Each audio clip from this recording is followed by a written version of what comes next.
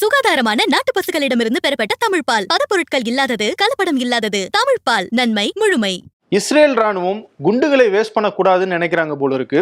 ஒரே குண்டுல எப்படி அதிகமான பேரை கொல்றது அப்படிங்கிற புது மெத்தட்ல இப்போ காசாவில் தாக்குதல் நடத்திட்டு இருக்காங்க. அப்படி நடந்த தாக்குதல்ல 5 பத்திரிகையாளர்கள் குறி வச்சு கொல்லப்பட்டிருக்காங்க. இந்த முறை இஸ்ரேல் ராணுவத்தால எந்தவித காரணங்களும் சொல்ல முடியாது. ஏன்னா அது வீடியோ காட்சிகளாக ஆதாரமாக பதிவாகியிருக்கு. அந்த வீடியோவை இப்போ உங்களுக்கு போட்டு காட்டுறேன்.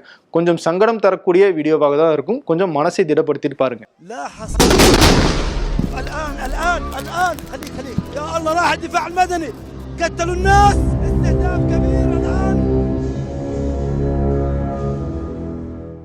நீங்க இப்ப பார்த்த அந்த தாக்குதல் நடந்தது காசாவில் இருக்கிற நாசர் அப்படிங்கிற ஒரு மருத்துவமனையில தான். மருத்துவமனையில தாக்குதல் நடத்துறதே தவறு, அதை நியாயம் வேற படுத்தியிருக்காங்க இஸ்ரேல். அது என்ன அப்படிங்கிறத நான் பின்னாடி சொல்றேன். இந்த தாக்குதல்ல 20 பேர் கொல்லப்பட்டிருக்காங்க. அதுல 5 பேர் பத்திரிகையாளர்கள், மீதி எல்லாம் ஹெல்த் ஒர்க்கர்ஸ், உலக சுகாதார மையத்தினுடைய மருத்துவர்கள், மருத்துவ பணியாளர்களும் இதுல கொல்லப்பட்டிருக்காங்க. சரி, இந்த தாக்குதல் எப்படி நடந்துச்சு?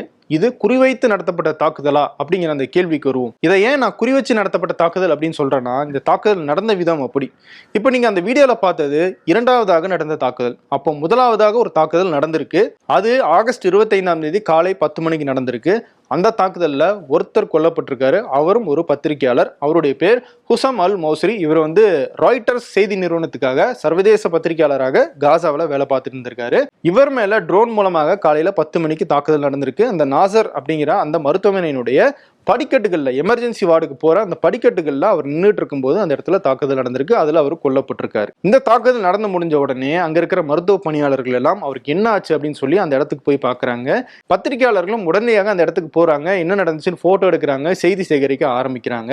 இதெல்லாம் நடந்துகிட்டு இருக்கிற 10வது நிமிடத்துல தான் நீங்க பார்த்தா அந்த 2வது தாக்குதல் நடக்குது. இதுவும் ஒரு ட்ரோன் தாக்குதல். இந்த 2வது தாக்குதல்ல 20 பேர் சொலையாக கொல்லப்படுறாங்க. அதுல 5 பேர் அந்த இடத்துல செய்தி சேகரிச்சுட்டு இருந்த பத்திரிகையாளர்கள். இஸ்ரேல் ராணுவத்தினுடைய இந்த வகையிலான தாக்குதலுக்கு பேர் தான் டபுள் டேப்பிங் அப்படின்னு சொல்றாங்க.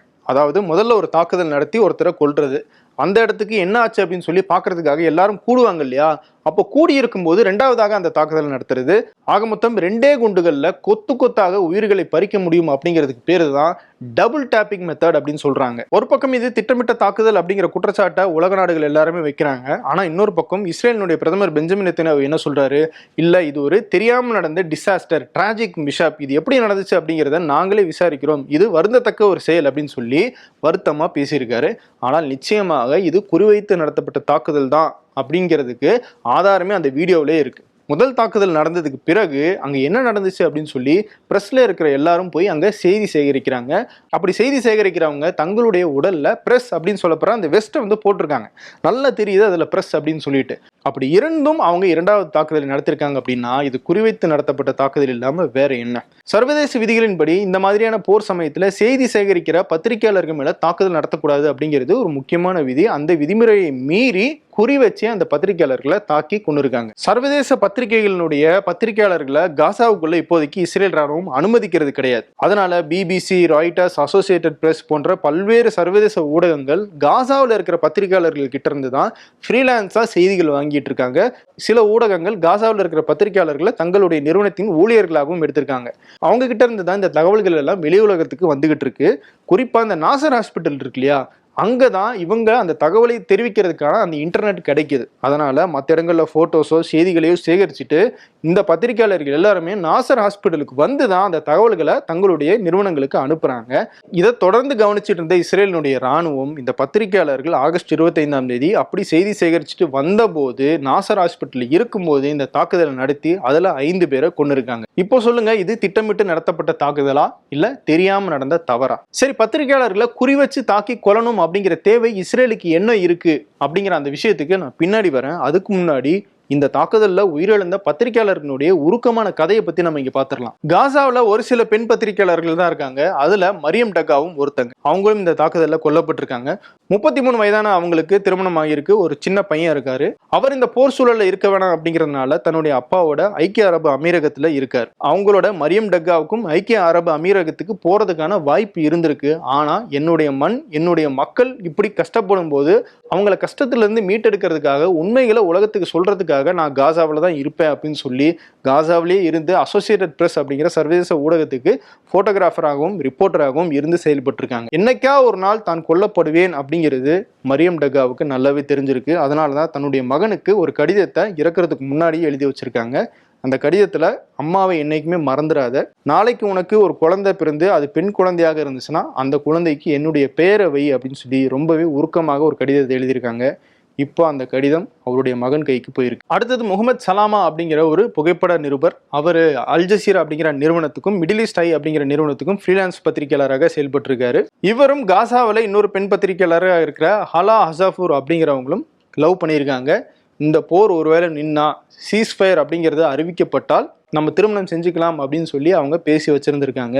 ஆனால் போரும் நிக்கல, அவங்களுடைய திருமணமும் நடக்கல. அதுக்கு முன்னாடியே சலாமா கொல்லப்பட்டார். அடுத்தது அகமது அபு அசீஸ். இவருக்கு சில மாதங்களுக்கு முன்னாடி தான் திருமணம் நடந்திருக்கு. ஆனாலும் தான் குழந்தை பெற்றுக்கொள்ள போவது இல்லை அப்படிங்கிறதுல உறுதியாக இருந்திருக்காரு. தன்னுடைய மனைவி கிட்டேயும் சொல்லியிருக்காரு. ரிப்போர்ட்டிங்ல லைவ்ல பேசும்போதும் இதை அவர் பதிவு செஞ்சிருக்காரு. ஏன்னா தங்களுடைய உயிர் என்னைக்கு வேணாலும் போகலாம் அப்படிங்கிறது அந்த பத்திரிகையாளர்கள் எல்லாருக்குமே தெரிஞ்சிருக்கு. அதனால இப்படிப்பட்ட ஒரு சூழ்நிலையில இன்னொரு குழந்தையை இந்த உலகத்துக்கு கொடுத்து அதையும் நான் கஷ்டப்படுத்தணும், அந்த உயிருக்கும் கேரண்டி கிடையாது அப்படிங்கிற சிச்சுவேஷன்ல எனக்கு குழந்தையே வேணாம் அப்படின்னு இருந்தவர் இன்னைக்கு அவரும் இல்லை. அடுத்தது மூஸ் அபு தஹா அப்படிங்கிறவர். நம்ம இதுக்கு முன்னாடி பார்த்த பத்திரிகையாளர்கள் எல்லாம் பிபிசி, அல் ஜசீரா போன்ற சர்வதேச ஊடகங்களுக்கு வேலை பார்த்தவங்களாங்க இருந்தாங்க. ஆனால் இவர் ஹாரெட்ஸ் அப்படின்னு சொல்லப்படுற ஒரு இஸ்ரேலில் இருக்கிற ஒரு நியூஸ் பேப்பருக்கு வேலை பார்த்துருக்காரு. இஸ்ரேலியும் இஸ்ரேல் அரசுக்கும் இஸ்ரேல் இராணுவத்துக்கும் எதிராக ஒரு பத்திரிகை இருக்கு அப்படின்னா அதுல ஒரு முக்கியமான பத்திரிகை இந்த ஹாரெட்ஸ்னு சொல்லலாம். அதுக்கு வேலை பார்த்திருந்தவர் அவரும் இந்த தாக்குதலில் கொல்லப்பட்டிருக்காரு. இப்போ நடந்த இந்த தாக்குதலில் கொல்லப்பட்டவங்களுடைய கதைகளை நம்ம இப்போ பார்த்தோம். இதுக்கு 2 வாரங்களுக்கு முன்னாடி அனாஸ் அல் ஷரீஃப் அப்படின்னு காசாவினுடைய மிக முக்கியமான பத்திரிகையாளர்கள், சர்வதேச அளவில் அறியப்பட்ட ஒரு முக்கியமான பத்திரிகையாளர் கொல்லப்பட்டார். அவரும் ஒரு மருத்துவமனை வளாகத்துல டென்ட் அமைச்சு அங்க தங்கியிருந்தாரு. மருத்துவமனையில தாக்குதல் நடத்த மாட்டாங்க அப்படின்னு நினைச்சாரா என்னன்னு தெரியல. அவரோட சேர்ந்து இன்னும் ஒரு 3 பத்திரிகையாளர்கள் தங்கியிருந்தாங்க.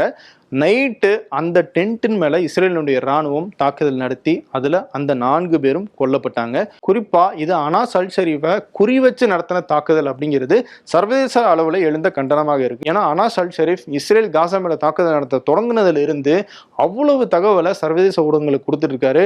அப்பப்போ அல் ஜசீராவில் லைவுக்கு வந்திருக்காரு. இவர் மூலமாக வர தகவலே இஸ்ரேலுடைய ராணுவத்துக்கு பல நேரங்களில் தலைவலியாக இருந்திருக்கு. அதனால தான் இவரை ஃபாலோ பண்ணி இந்த தாக்குதல் நடத்தியிருக்காங்க அப்படின்ற குற்றச்சாட்டை காசாவில் இருக்கிற பத்திரிகையாளர்களும் சர்வதேச பத்திரிகை அமைப்புகளும் ஐநா சபையுமே வைக்கிறாங்க. அது மட்டும் இல்ல, அனாஸ் அல் ஷரீஃபினுடைய அந்த டென்ட்ல தாக்குதல் நடத்துறதுக்கு சில நிமிடங்களுக்கு முன்னாடி அவர் அந்த பகுதியில் நடந்த வேறொரு தாக்குதல் குறித்து ஒரு வீடியோவை எடுத்து தன்னுடைய இன்ஸ்டாகிராம் பக்கத்திலையும் தன்னுடைய சோசியல் மீடியாவிலையும் போஸ்ட் பண்ணியிருக்காரு. அதன் அடிப்படையில் அவர் அந்த பகுதியில் தான் இருக்காரு அப்படிங்கிறத கணிச்சு இந்த தாக்குதல் நடத்திருக்காங்க. அதுல அனாஸ் கொல்லப்பட்டிருக்காரு. அனாஸுக்கு 2 குழந்தைகள், ஒரு பெண் குழந்தை, ஒரு குட்டி பையன் 1 வயசு.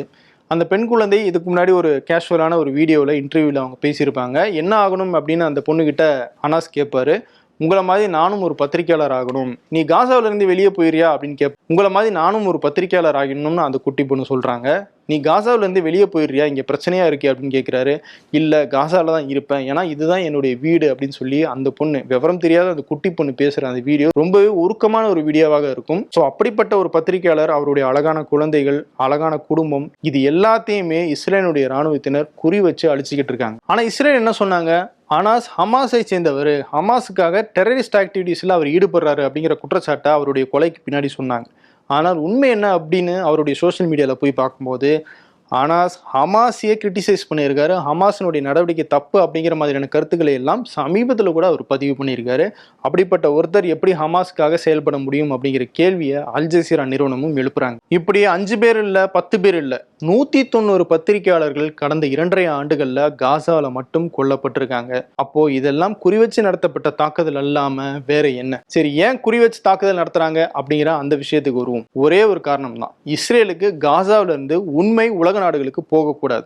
இஸ்ரேல்ல பசி பட்டினியில குழந்தைகள் சாகுறாங்க, குழந்தைகளுடைய நெஞ்சில குண்டுகள் வீசுறாங்க, குழந்தைகளை தண்ணி வாங்க, உணவு வாங்க கியூல நின்னவங்க மேல தாக்குதல் நடத்தி கொள்றாங்க. இந்த தகவல் எல்லாம் தொடர்ந்து இந்த பத்திரிகையாளர்கள் வெளி உலகத்துக்கு சொல்லிக்கிட்டே இருக்காங்க.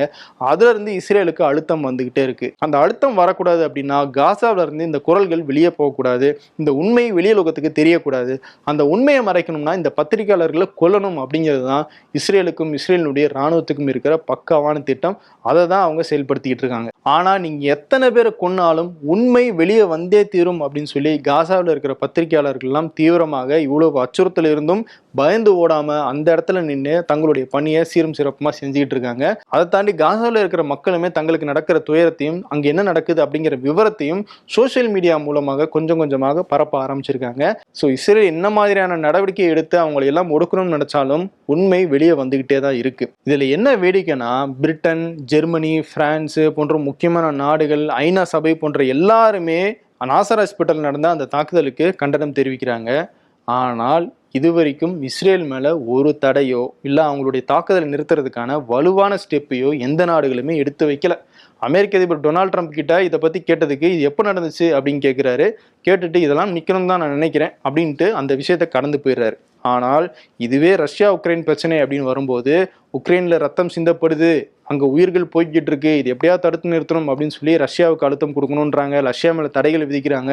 ரஷ்யா கிட்ட எண்ணெய் வாங்குறதுக்காக இந்தியாவை மிரட்டுறாங்க. இந்தியா மேல 50% வரி விதிப்பு செய்யறாங்க. எல்லாம் சரிதான், அங்கு உயிர்கள் போனாலும் தவறுதான், உக்ரைன்ல இருக்கிற மக்களும் பாதிக்கப்படக்கூடாது அப்படிங்கிறது சரியான விஷயம்தான். ஆனா காசான்னு வரும்போது மட்டும் இந்த மாதிரியான பொருளாதார தடைகளோ இல்ல வலுவான அழுத்தங்களையோ ஏன் இந்த அமெரிக்காவோ இல்ல மற்ற ஐரோப்பிய நாடுகளோ கொடுக்க தயங்குறாங்க அப்படிங்கிறது தான் நம்ம எழுப்ப வேண்டிய முக்கியமான கேள்வி. உக்ரைன் மேல தாக்குதல் நடத்தி உயிர்களை கொண்டுகிட்டு இருக்கிற ரஷ்யாவோட இந்தியா வர்த்தகத்துல ஈடுபடுறது குற்றம் அப்படின்னு அமெரிக்காவும் ஐரோப்பிய நாடுகளும் நினைச்சாங்க அப்படின்னா, காசாவில் பச்சை குழந்தைன்னு பார்க்காம அவங்களுக்கு சோறு தண்ணி கொடுக்காம நெஞ்சில துப்பாக்கியால சுட்டு கொண்டுகிட்டு இருக்கிற இஸ்ரேலுக்கு ஆதரவாக அமெரிக்காவும் ஐரோப்பிய நாடுகளும் மௌனமாக இருக்கிறாங்கல்ல, அது எவ்வளவு பெரிய குற்றம். அந்த குற்றத்துக்கு அவங்க மேல என்ன மாதிரியான தண்டனைகள் விதிக்கப்படணும், எந்த மாதிரியான தடைகள் விதிக்கப்படணும் அப்படிங்கிற கேள்விக்கு மனசாட்சி இருந்தா அவங்களே பதில் சொல்லணும். ஒட்டுமொத்தமா பார்த்தோம்னா காசாவில் ஒரு இன அழிப்பு நடந்துகிட்டு இருக்கும்போது உலகமே வேடிக்கை பார்த்துட்டு இருக்கிறத விட மனித இனத்துக்கு வேற பெரிய அவமானம் எதுவும் இருக்க போறது கிடையாது. காசாவில் இன்னும் என்ன மாதிரியான அட்டூழியங்கள் நடந்துகிட்டு இருக்கு, இந்த போர் எதை நோக்கி போய்கிட்டு இருக்கு, அமைதி பேச்சுவார்த்தை ஏற்படுமா, தாக்குதல் நிறுத்தப்படுமா, இதுல இருக்கிற சர்வதேச அரசியல் சூழ்ச்சிகள் என்ன அப்படிங்கறத பத்தி எல்லாம் தொடர்ந்து நம்ம டிகோட் நிகழ்ச்சியில பார்க்கலாம். வேறொரு வீடியோல சந்திக்கிறேன். நன்றி. சுகாதாரமான நாட்டு பசுக்களிடமிருந்து பெறப்பட்ட தமிழ் பால், பதப்பொருட்கள் இல்லாதது, கலப்படம் இல்லாதது. தமிழ் பால், நன்மை முழுமை.